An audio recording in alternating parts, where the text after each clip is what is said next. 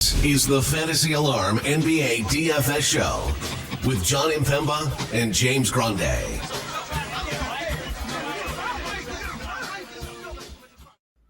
What is going on, FA Nation? John Impemba here with James Grande. Welcome into the Fantasy Alarm NBA DFS Playbook Preview Show. We got Friday here, 2 games in the NBA playoffs going on. We got the Knicks versus the Pacers. We got the Nuggets versus the Timberwolves here, and a series that is 2-0 apiece. One maybe surprising, maybe one not so surprising, depending on how you viewed some of these series here. James, how we doing?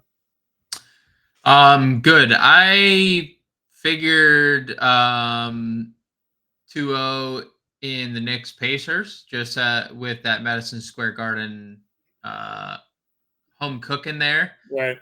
And I just didn't think the Pacers matched up all too well. And maybe things would be going better if they used their best players that both currently reside on the Pacers bench right now.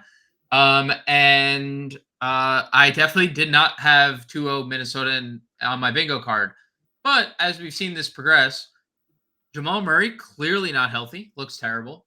Minnesota's defense is overwhelming in every facet of the basketball game, with or without Rudy Gobert. And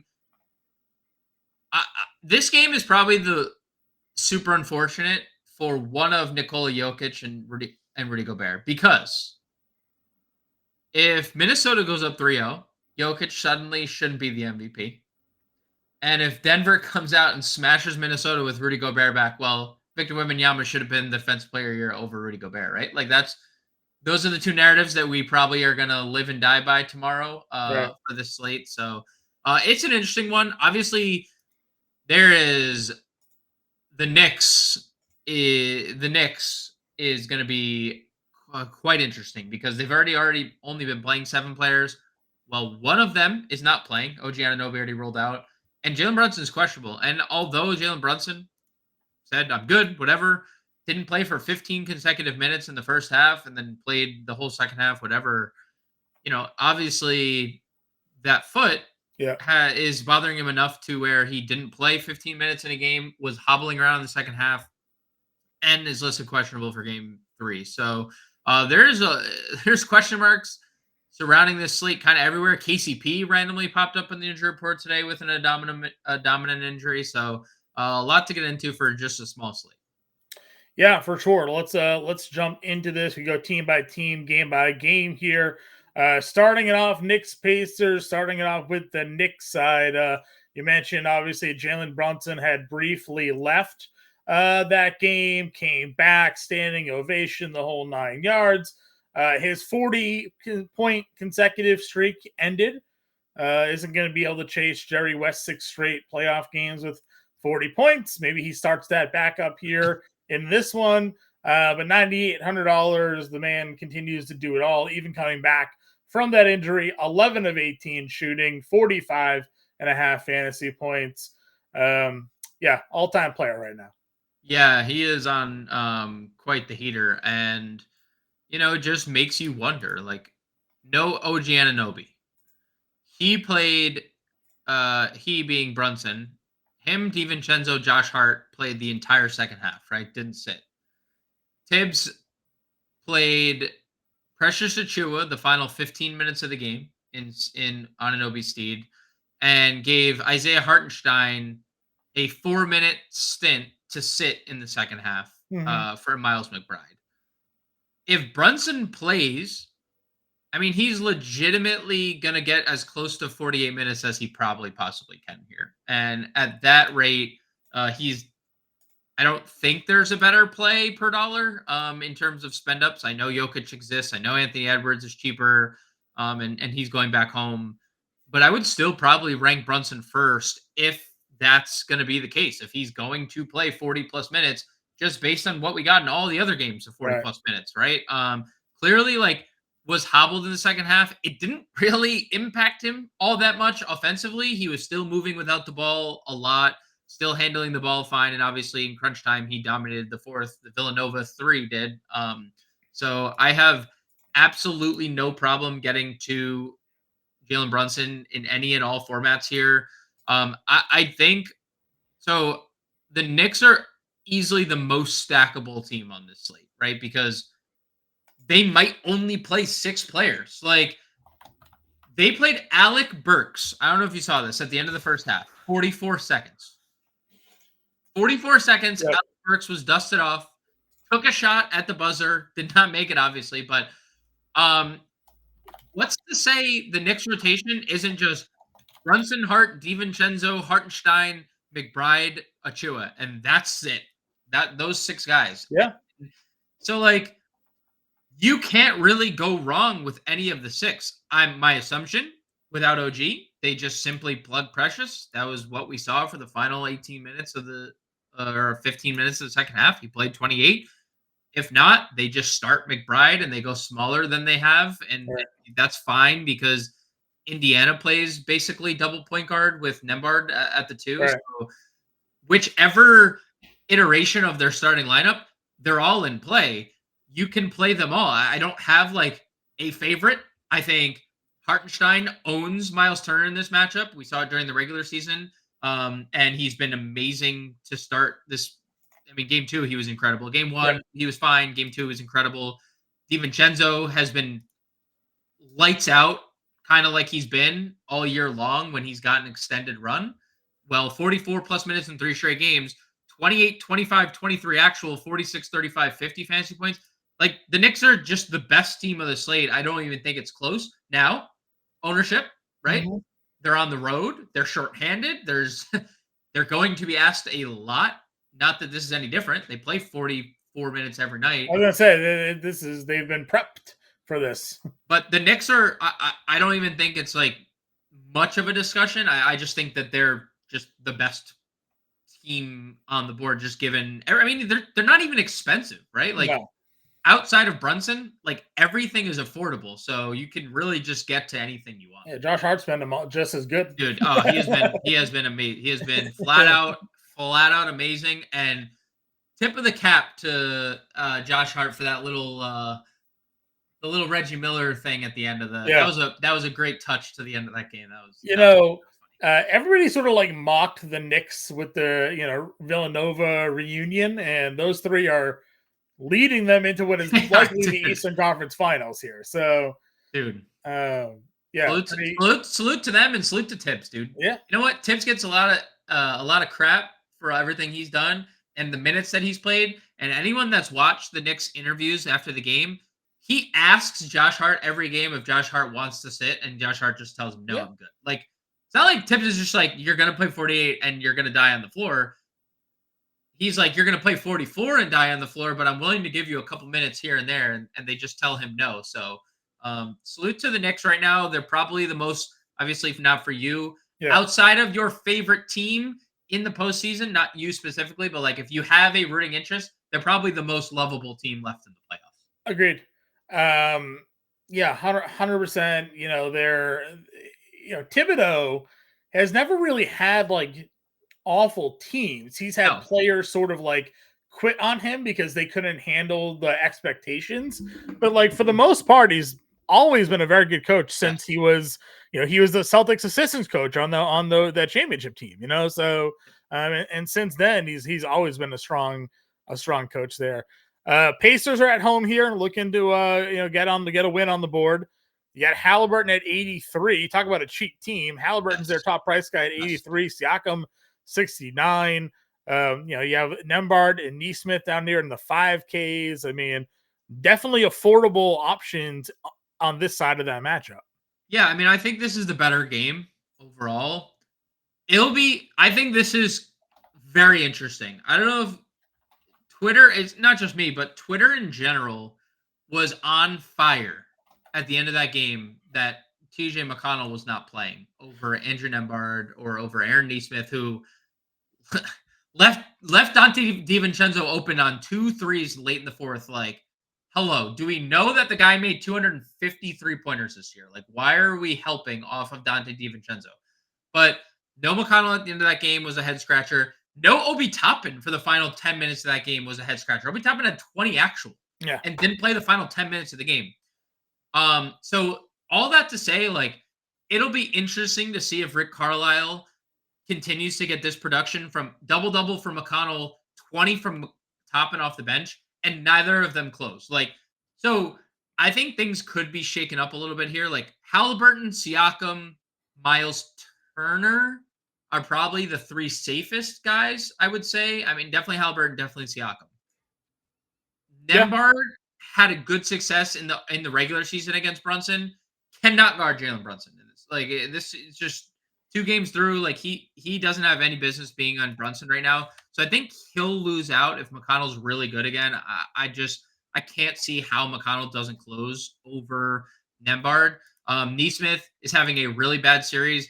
That's another spot I see Obi Toppin potentially like taking minutes from.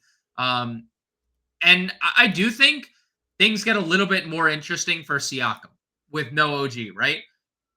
I think we're going to see Josh Hart probably as the primary defender, maybe Precious on Siakam. But I think in either scenario, like Siakam has quite an advantage over both those guys. He was completely neutralized by OG Anunoby. So like you could definitely get to Halliburton. I think it's better to get to Siakam now that there's no OG Anunoby. Agreed. But I am more interested in McConnell Toppin than I would be like Nembhard Neesmith personally. I think ownership will reflect that. McConnell Toppin have been amazing. They're their 2 leading usage players this postseason. TJ McConnell and Obi Toppin are their 2 leading usage members this postseason by like wide margin. So it's Halliburton, Siakam for me, Miles Turner in tournaments for sure. But I have a really hard time not clicking Obi Toppin, TJ McConnell, and just kind of bringing it back with like a full Knicks stack for sure. Sure. No, hard to argue. And honestly, I like the Pacer side of this one. Yes. The home punch, right? Like Yes. they're going to have the energy of the building. They're going to hopefully get off to a quick start here. You know, the Knicks are going to try and drag this one down because they're on the road. But I think getting the value for the Pacers for sure. Now let's go maybe the biggest surprise so far in the playoffs here. Denver, Minnesota.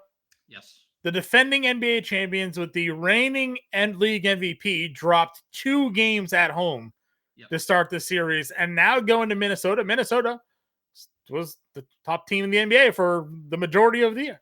You know, like, at least in the West, rather. The Celtics were always the top in the league. But, what do they have to do to get things going here in Denver against Minnesota? They just lost with no Rudy Gobert. Minnesota there. Smoked. They got smoked. Mauled, beaten up to the point where Jamal Murray was trying to hurt referees and possibly his teammates and possibly the other team. I mean, everything has to go through Jokic. And they need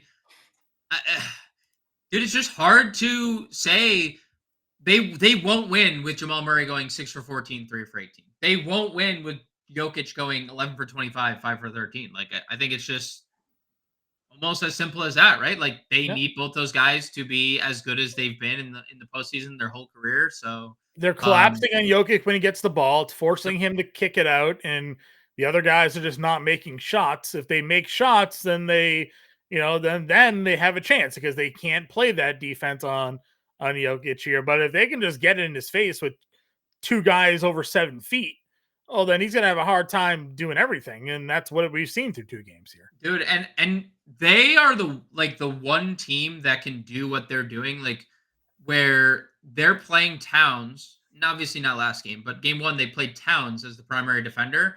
And you just have Gobert on Aaron Gordon because Aaron Gordon doesn't go to the 3-point line. So Aaron Gordon's sitting in the dunker spot. And now you just have Gobert roaming around. It's like, help defense always right there. Dude, you have the defensive player, 4-time defensive player of the year, just helping on every drive. It's a nightmare. And Tim Connolly, the current GM for the Minnesota Timberwolves, built this team to beat Denver. He was the ex-GM of Denver, right? And built Denver. And it was like, you know what? How do I beat that team in the future? Well, let me go trade Rudy Gobert and make everyone thinks that this was a terrible trade. Well, looks like that is turning out to be pretty good. And you got McDaniel there to playing defense on the perimeter. Just Dude, him shutting and down him and NAW. Oh my god, dude, Yeah. it's crazy. That is criminal. But like, if you want to get to these guys again, the starters are playing all the minutes. So you want to get to Jokic, Murray, Porter, Gordon, do it. Aaron Gordon was their best player in game 2.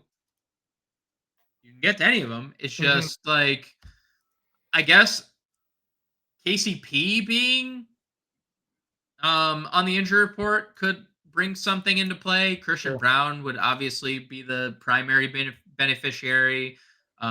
Justin Holiday was actually really good in game 2, and that was not garbage time. He was the only one making shots in that game. So I would assume Justin Holiday and Christian Brown would be the two like biggest beneficiaries. I'll just say the biggest problem with Denver is they're so top heavy. They don't have a Yes. guy off the bench that can No. come in and reliably make shots, and The only thing is in that regard, I would be okay getting to either Brown or Holiday if KCP were out yeah, because for sure. they're so cheap, and at least like we know the starter would play 30. Like we'd Yeah, get no, 30 minutes from the starter. 100%, 100%.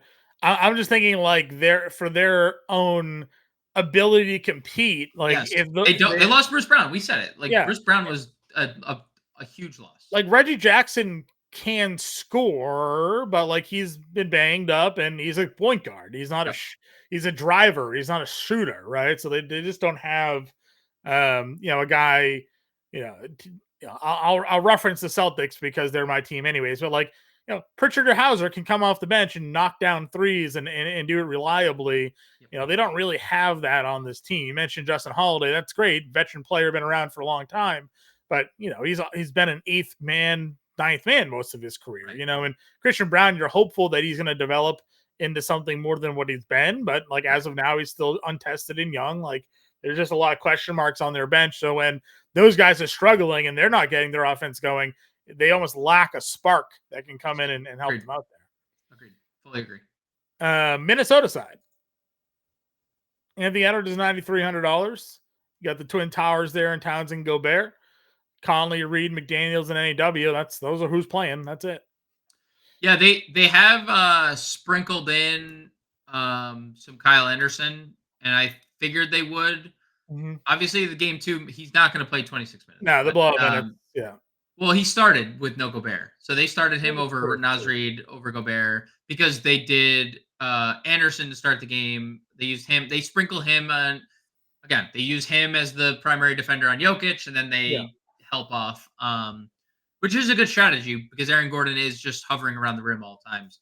I mean, you can get to a lot of these guys. I mean, Edwards at 93, there's obviously a ceiling if he continues to play the way he has. Towns at 7K, now that we're getting max minute Karl Anthony Towns, the only thing that is in our way of this, like, not smashing is foul trouble. That is the only way that, like, 7K Karl Anthony Towns really doesn't smash. I mean, 31 minutes in game 1, 5 fouls. Like, dude, Anthony Edwards said it on the podium, like, stop effing fouling. He said it like, bro, you're amazing. Stop fouling. Like, I mean, he's guarding Jokic. he is. Just, No, what for do you do? sure. For sure. You just let Jokic do it, just get a body in front of him? Like, what do you do? Well, yeah, but also it's like, bro, you got Rudy behind you. Like, if you need help, you got that dude. Yeah. The 4-time defensive player of the year behind you. Like, right. So 7K for Towns is just simply too cheap. If we're getting 35 plus minutes, I think $6,900 for Rudy Gobert is perfectly fine. Yeah. That's a really good price point. Mike Conley, 56, I think is really solid, like safe. Only 4 points in game 2. Yeah, super safe. Yeah. But the production has been really good since game 1 of this postseason. So if you want to get the Conley, 56. Naz Reid obviously has been elite through 2 games.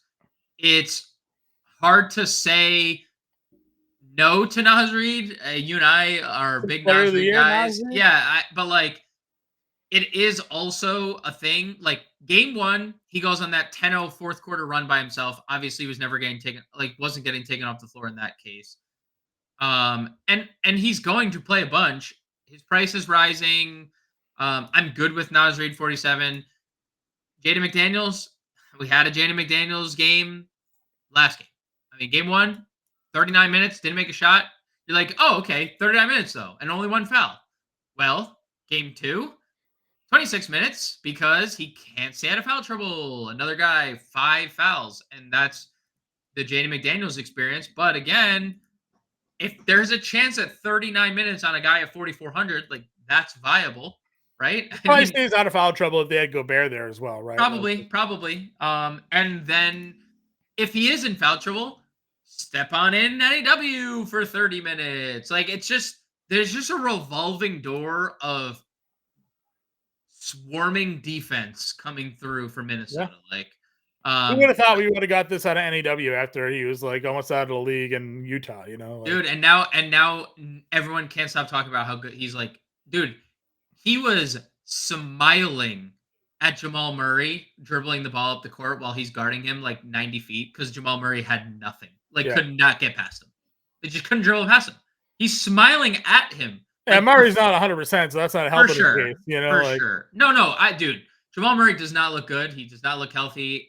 Michael Malone, head coach of the Nuggets, was like, this is our reality. He's not healthy. Like, right. It is what it is. Like, what are we going to do? I mean, you play all those games like they played last year going into the finals and winning it. You know, that's just off season and wear and tear. And, you know, guy had an injury all season anyway. So, right. And apparently there's reports of him being out of shape too, which is that was a recent report that he has been he came into the season out of shape and then like never got back into shape, which hangover. I mean, that's not great. Nevertheless, I do think there's about seven guys you can comfortably play. I'll say it. I think Towns per dollar is my favorite play on Minnesota if he can just stay out of foul trouble. All right. Well, let's build the lineup then. Is Towns your power forward or your center? Is Towns my power forward or center? I mean, I want to play Hartenstein. Okay. Or Precious, right? So there's that's fine. Open for or forward because we're gonna probably play a lot of exposure from that first game or Towns in the util. Like there's because I think if we play top end, add forward. Yeah, it's just you know how I am about that. I know. All right, we can flip them. That's fine. Ultimately, it's the part of the year that doesn't necessarily matter. Yeah, it doesn't necessarily matter, but. All right, Towns is there. Is Brunson the spend here? Yeah, let's play Brunson, DiVincenzo. I mean, dude, like Precious. You can move Towns to util and play Precious at power forward. I mean, just full. How many Knicks are we playing? 5. Dude, I play 5. Dude, if they're gonna literally legitimately run a 6-man rotation, they're gonna 5 guys are gonna play 40 minutes. Towns right? only closer to Denver and dude, are they not gonna play like if like legitimate question. If nobody enters the Knicks rotation, right? Yeah. And they play 6 guys. How many of those 6 play 40 minutes? All of them. McBride might play 30, right? Like off the bench. He's just spelling people. Like every single player that needs a bench, like McBride's the only guy coming in. Yeah. I'm just saying, like, I play 5 Knicks. All right, so we got 5 Knicks. We got 1 Minnesota Timberwolves, and we got 2 Pacers. Oh, yeah. That's James's lineup right there. Brunson, DiVincenzo, Hart, Toppin, Hartenstein, McConnell, Towns, and Achua. That's it. That's the winner. That's the lineup, everybody. Grande will have your playbook out for Friday. Get in the Discord. Follow us on Twitter if you're not doing so already. And be on the lookout for that playbook. Obviously, good luck with your lineups. We'll be back here Monday breaking down all the action, get you ready for the Monday main slate. Until then, everybody, we'll catch y'all later.